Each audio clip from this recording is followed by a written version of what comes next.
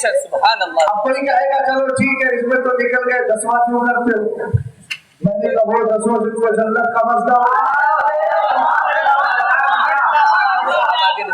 بولے 20واں کیوں کرتے ہو؟ میں نے کہا آج تک سمجھا ہی نہیں. 8 رکعت پڑھ رہا ہے نا تو تراویح کی 20 پڑھتا تو سمجھ میں آتی. آج ہی میں کام چلا رہا ہے تو سمجھ میں نہیں آ رہا 20واں کر کیوں ہے. ارے بولو 24 گھنٹے میں فرض اور واجب رکعتیں کتنی ہے؟ 20. ظہر میں 4, عصر میں 4, آج ہو گئی, مغرب میں 3, کتنی ہو گئی؟ 11 ہو گئی. عشاء میں 4, 11 4 15 ہو گئی. اور 3 وتر اور 2 فجر میں کتنی ہو گئی؟ 30. فرض اور واجب رکعتیں 24 گھنٹے میں کتنی ہے؟ ہم نے کہا بڑی اچھی گنتی ہے, ہم نے بھی 20واں رکھا. بولے 40واں کیوں رکھتا ہے؟ میں نے کہا پڑھ آپ 90 پارے کو پڑھے. قرآن کہتا ہے بابا آدنا موسیٰ 30 لیلۃ واتممناها بعشر فتم میقات ربہ 40 لیلۃ. اللہ فرماتا ہے ہم نے موسیٰ کو 30 رات کے لیے بلایا تھا لیکن 30 میں 10 ملا دی تو 40 کی گنتی پوری. جب موسیٰ علیہ السلام رب سے ملنے گئے تو 40 دن کی گنتی پوری کی گئی. اس لیے ہم نے بھی فاتحہ میں 40 کی گنتی کو پورا کر دیا. اب اگر بل عقیدہ کہے کہ یار یہ تو تو نے گنتیوں کے اعتبار سے سمجھایا, اب دلیل بتا, یہ بتا کہ ایصال ثواب مرنے کے بعد کرنے سے فائدہ کیا ہے؟ تو قرآن کی آیت لاتے ہیں وَأَن لَيْسَ لِلْإِنسَانِ إِلَّا مَا سَعَىٰ. کہتے ہیں قرآن کہتا ہے بے شک انسان کے لیے وہی ہے جو اس نے زندگی میں عمل کیا. ہم نے کہا بلا شبہ ہمارے لیے وہی ہے جو ہم نے عمل کیا, لیکن اگر کوئی ہمیں دینا چاہے تو اس کا عطا کیا ہوا ثواب بھی ہمیں مل جاتا ہے. جیسے مثال کے طور پر ہمارے نوری صاحب نے 1 لاکھ روپے 1 سال میں کمائے. اب کے ایک بندے نے آ کے 1 لاکھ ان کو گفٹ دے دیے, بتاؤ یہ مالک بنیں گے کہ نہیں بنیں گے اس کے؟ 1 لاکھ خود کے تھے, 1 اور دے دیے. تو اسی طریقے سے جب آپ نیک عمل کرتے ہیں اللہ آپ کو ثواب دے دیتا ہے. اس ثواب کی اتھارٹی آپ کے پاس ہوتی ہے. آپ چاہتے ہیں تو اس کو دوسرے کو اس کا ثواب پہنچا دیا کرتے ہیں. آپ کہیں گے دلیل کیا ہے؟ میں نے کہا پڑھ تو صحیح. 23 پارے کے اندر رب ارشاد فرماتا ہے یہ دعا کرو رب اغفر لی ولوالدی وللمؤمنین یوم یقوم الحساب. ہماری سوال سے جملہ نکلتا ہے اے اللہ مجھے بھی بخش دے, میرے ماں باپ کو بھی بخش دے. ہماری سوال ہے, جملے ہمارے ہیں, دعا ہماری ہے. اللہ قبول فرماتا ہے ہمیں بھی بخش دیا جاتا ہے, ہمارے ماں باپ کو بھی کیا ہم نے فائدہ باپ کو بھی. کیا بولو جی سمجھ میں آ رہا ہے کہ نہیں آ رہا؟ ہم دلیل دے دیں آپ کے سمجھ میں آ رہا ہے؟ آپ حضرات کے سمجھ میں آ رہا ہے؟ ارے بولو سمجھ میں آ رہا ہے کہ نہیں آ رہا؟ دلیل دو دوسری. کسی بھائی کا انتقال ہوا, امام صاحب کے بعد مقتدی پہنچے, بولے السلام علیکم. وعلیکم السلام. حضرت میں لایا تھا. بولے کیا لایا ہے؟ بولے حضرت یہ قرآن کی پیٹھی لایا ہوں. بولے کیوں؟ بولے ابا کا انتقال ہو گیا تو لایا ہوں. ٹھیک ہے رکھ دو. مولانا صاحب کی نظر پڑی پیٹھی پہ جو لکھا تھا برائے ایصال ثواب عبدالرحمان مرحوم. پوری صاحب نے ہاتھ پکڑ لیا ہے, ادھر آپ کس نے لکھا ہے؟ بولے میں نے لکھا تھا برائے ایصال ثواب. بولے ٹھیک چل یہاں تک تو صحیح ہے ثواب پہنچانے کے لیے. اور کس کو ثواب پہنچانے؟ عبدالرحمان. بولے ٹھیک ہے چل آگے کیا لکھا؟ مرحوم. بولے مرحوم لکھ دیا تو نے, تجھے پتا تیرا باپ مرحوم ہے؟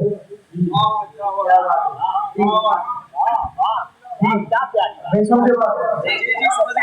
آپ نے کیوں لکھا کہ یہ انتقال کرنے والا جس کے تیجے کی ہم فاتحہ کر رہے ہیں یہ مرحوم ہے؟ کہاں سے آپ کے پاس دلیل آئی؟ تو سنو میرے سرکار فرماتے امتی امت مرحومہ تدخلها تدخل قبورها وتخرج من قبورها لا ذنوب عليها ما حصل الله الذنوب باستغفار المؤمنين لهم. میرے سرکار ارشاد فرماتے میری امت امت مرحومہ ہے. فرمایا کمرے میں جاتی ذرا دھیان دینا بھائی, حدیث پر دھیان دینا ورنہ سمجھ میں نہیں آئے گی. ادھر ادھر کی بات نہیں نہیں کر رہا ہوں. میرے نبی علیہ السلام نے فرمایا امتی امت مرحوما, میری امت امت مرحوما ہے. تدخل قبورها بذنوبها, قبروں میں جاتی ہے گناہوں کا بوجھ لے کر, قبروں میں جاتی ہے گناہوں کا پھلندا لے کر, لیکن وتخرج من قبورها لا ذنوب علیہا. سرکار نے ارشاد فرمایا جب قبروں سے نکلے گی تو گناہوں سے پاک ہو جائے گی. اب ذہن میں سوال آیا, اے میرے آقا جب مرا تھا تو گناہ لے کے, جب مرا تھا تو سیئات لے کے, جب مرا تھا تو مصروف ذنوبات لے کے, جب مرا تھا تو گناہوں کا بوجھ لے کر کے مرا تھا, اور مرنے کے بعد تو نماز بھی نہیں ہے, مرنے کے بعد تو اعمال کا سلسلہ بند ہو گیا. اے میرے آقا اس کے اتنے سارے گناہ کیسے مٹا دیے گئے؟ سرکار ارشاد فرماتے ہیں باستغفار المؤمنین لہم, یہ مر گیا تھا لیکن اس نے اپنے پیچھے جن ایمان والوں کو چھوڑا تھا ان سب نے مل کر اس کے لیے ایثار ثواب کر دیا تھا. میری رحمت جو اس میں آ گئی, میرے گناہوں کو معاف کر دیا.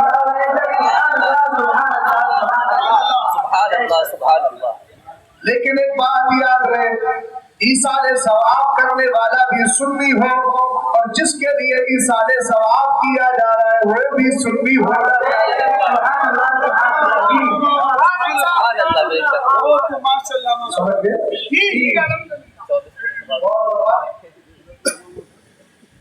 ارے بات سمجھے کہ نہیں؟ آپ جانتے ہیں ٹرین میں آدمی وہی بیٹھ پاتا ہے جس کے پاس ٹکٹ ہوتا ہے, بورڈنگ پاس ہوتا ہے. تو ایثار ثواب بھی اس کے لیے کیا جائے گا جس کے پاس سنیت کا سرٹیفکیٹ ہے. اور کرنے والے کا فائدہ بھی, اب ایک آدمی ایسا ہے جو آپ کی سیکورٹی چیکنگ کیے بغیر آپ کو فلائٹ میں بھیجنا چاہتا ہے, بھیج پائے گا نہیں. اور سیکورٹی چیکنگ بھی وہی کرے گا جو آن ڈیوٹی ہوگا. ہر پولیس والے کو اتھارٹی ملے تو جو آن ڈیوٹی ہے وہی کرنا ہے. تو اس کا مطلب یہ ہے کہ ثواب بھی اسی کو پہنچے گا جو سنی ہو, اور پہنچے گا بھی اس وقت جب کرنے والا بھی سنی ہو. جو ہے اب آئیے ذرا غور کرتے ہیں, میرے نبی کی امت امت مرحومہ ہے, کب سے امت مرحومہ بنائی گئی. اعلیٰ حضرت کے والد علامہ نقی علی خان اپنی کتابت کلام الہدیٰ فی تفسیر سورۃ الم نشرہ میں لکھتے ہیں, آپ غور فرمائیے گا جب اللہ نے قلم کو پیدا فرمایا, نون والقلم وما یسطرون, اللہ نے سورہ قلم اتاری ہے 29ویں پارے کے اندر. جب اللہ نے قلم کو پیدا فرمایا, قلم کیا ہے جس نے میری اور آپ کی تقدیر کو لکھ دیا ہے. جب اللہ نے اس قلم کو پیدا کیا تو قلم سے کہا تو قلم لے. اللہ کا فرمان سننے کے بعد قلم کب کبانے لگا, 1000 سال تک کب کباتا رہا. 1000 سال کے بعد اس کرنے لگا, مولا بھی یہ بھی بتا دے میں کیا لکھوں. رب قدیر کی بارگاہ سے ملتا ہے, لکھ دے جو آدم سے لے کر اور نبیوں کی امتوں میں جو بھی متقی پرہیزگار ہوں گے وہ سب جنتی ہوں گے. کہا کہ جو بھی متقی پرہیزگار ہوں گے وہ سب جنتی ہوں گے, اور لوگ بدکار ہوں گے وہ جہنمی ہوں گے. قلم لکھتا چلا جا رہا ہے جو آدم کی اولاد میں, آدم کی امت میں دیکھ کے جنتی ہے, بدکار ہے, جہنمی ہے. لکھتا چلا آیا یہاں تک کہ حضرت عیسیٰ کی بات آ گئی. کہا عیسیٰ کی امت میں جو دیکھ کے وہ جنتی ہے اور جو بدکار ہے وہ جہنمی ہے. ابھی اتنا لکھنے کے بعد سرکار کی امت کی بات آتی ہے اور لکھتا ہے کہ جو نبی کی امت میں دیکھے گا وہ جنتی. اب اگلا قانون لکھنا چاہتا تھا, غیر سی آواز آئی کہ ادب یا قلم, ایک قلم ادب کا دامن تھام لے کہ میرے محبوب کی امت کی باری آ گئی ہے. رب قدیر نے ارشاد فرمایا, قلم کہنے لگا مولا کیا لکھوں. اللہ نے ارشاد فرمایا لکھ امتہ مذنبہ وربها غفور, میرے محبوب کی امت تو گناہگار ہوگی لیکن اس کا رب اس پہ بخشش کا فرمانا ہے.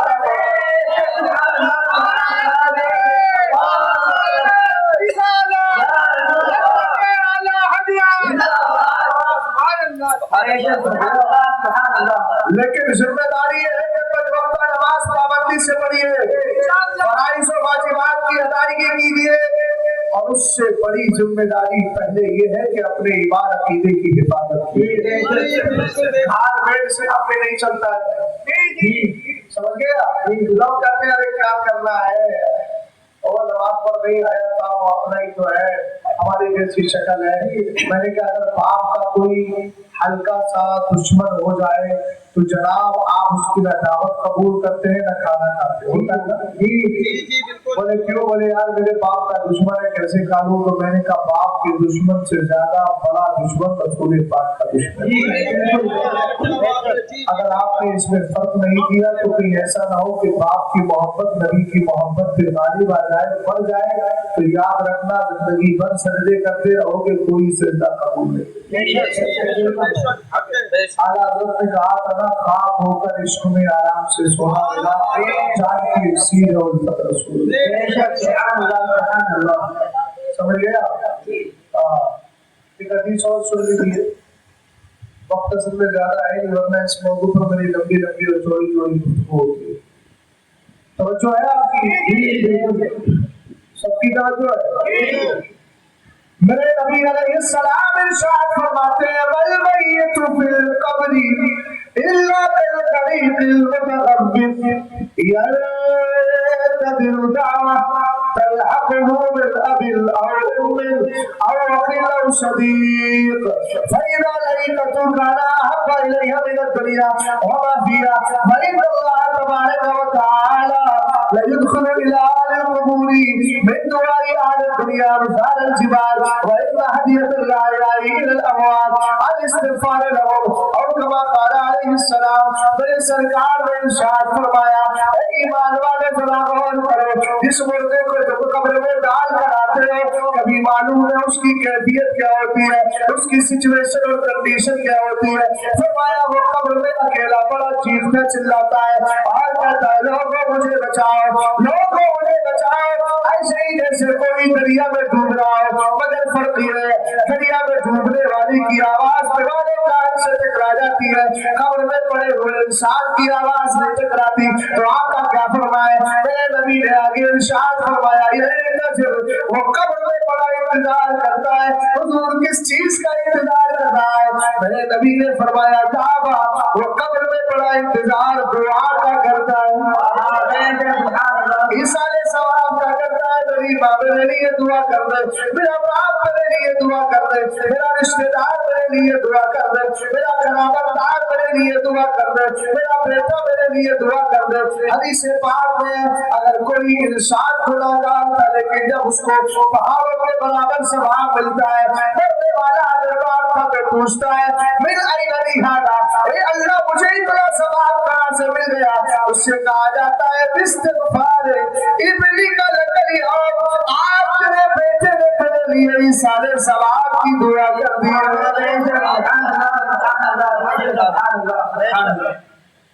سرکار نے فرمایا اللہ دنیا والوں کی دعاؤں کے صدقے میں قبر والوں پر پہاڑوں کے برابر ثواب اتارتا ہے.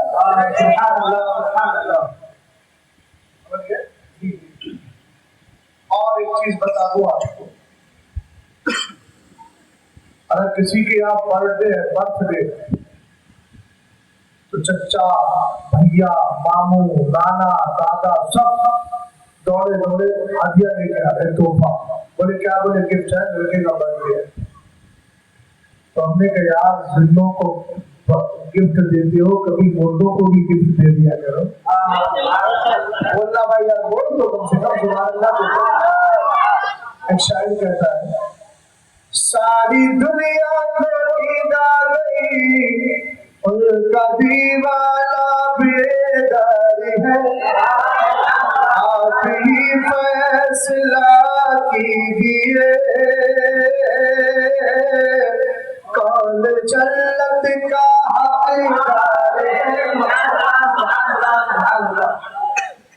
سمجھ گیا؟ میرے نبی علیہ السلام نے فرمایا اللہ تعالیٰ دنیا والوں کی دعاؤں کے صدقے قبر والوں پر پہاڑوں کے برابر ثواب اتار دیتا ہے. آگے فرمایا وَإِنَّ هَدِيَةَ الْأَحْيَاءِ إِلَى الْأَمْوَاتِ الْإِسْتِغْفَارُ لَهُمْ. فرمایا زندوں کا مردوں کے तोहफा ये है कि जिंदे मुर्दों के लिए बख्शिश की दुआएं कर दे। करो ना इंशाअल्लाह। हर जुमे को अपने रिश्तेदारों की कब्र पे जाया करो, सारे सवाब किया करो। इसका अल्लाह ताला बेशुमार अजर व सवाब अता फरमाता है। बस इन्हीं कलिमात पर अपनी गुफ्तगू का इख्तिताम कर रहा हूँ जो मैंने वक्त दिया था, चूंकि ड्राइवर मेरा आने आ चुका है, मुझे निकलना है। इंशाअल्लाह रहमान किसी और मौके पे तफसीली गुफ्तगू करूँगा। तब तक के लिए मुझे इजाज़त दें। अस्सलामु अलैकुम व रहमतुल्लाहि तआला व बरकातहू।